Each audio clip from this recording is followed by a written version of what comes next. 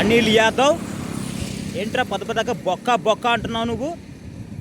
లండీకే Polavaram 21లో complete అయిపోద్దని చెప్పి పందిలాగా అసెంబ్లీలో అరిచేవాడివి, ఇప్పుడు సైలెంట్ అయిపోయావంటారు. దాని గురించి మాట్లాడలేదంటే వారాహికి పెట్రోల్ బొక్క, ప్రజల సొమ్ము అవినీతి చేసి దోచుకుంటున్న నీకు అర్హత లేదు. మా ప్రజల సొమ్ము జీతాలుగా లక్షల లక్షలు మింగుతున్నావా, అది మాకు బొక్కే, ప్రజలకు బొక్కే. ఏమంటున్నావురా నువ్వు? జన సైనికులకి టైం బొక్క ఏంటి? ఉద్యోగాలు చేసుకోవాలా?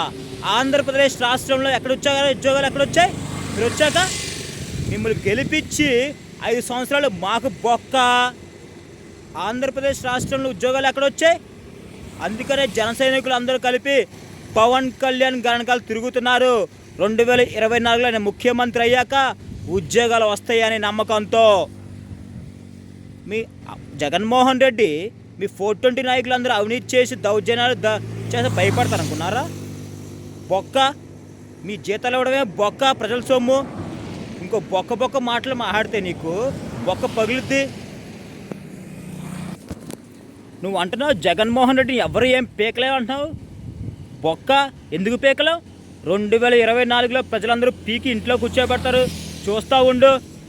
అనిల్ యాదవ్ బొక్క కూర్చోబెడతారు, ఇంట్లో కూర్చోబెడతారు, జైల్లో కూడా పంపిస్తారు ప్రజలు. నువ్వు కంగారేం పడద్దు. జగన్మోహన్ రెడ్డి ఎవరికి భయపడినప్పుడు మరి మోడీ దగ్గరికి వెళ్ళి ఎందుకు కాళ్ళు మొక్కుతున్నాడు? నీకు సమాధానం చెప్పు. మోడీ దగ్గరికి వెళ్ళి జగన్మోహన్ రెడ్డి ఎందుకు కాళ్ళు నొక్కుతున్నాడు? నీకు సమాధానం చెప్పాలి. స్పెషల్ స్టేటస్ ఎందుకు తీసుకురాలేదు? మోడీ మెడలు వంచి స్పెషల్ స్టేటస్ ఎందుకు తీసుకురాలేదు? అనిల్ నీకు సమాధానం చెప్పు. జగన్మోహన్ రెడ్డి వెంటికి కూడా పీకలేమంటున్నావు కదా, మరి మోడీ మెడలు వంచి ఎందుకు ప్రత్యేక హోదా తీసుకురాలేదు? జన సైనికుల్ని, పవన్ కళ్యాణ్ గారిని విమర్శించే స్థాయి నీకు లేదు. నీలాగా అమ్ముడిపోయే బ్యాచ్ జన సైనికులు కాదు. ఒళ్ళు దగ్గర పెట్టుకో అనిల్.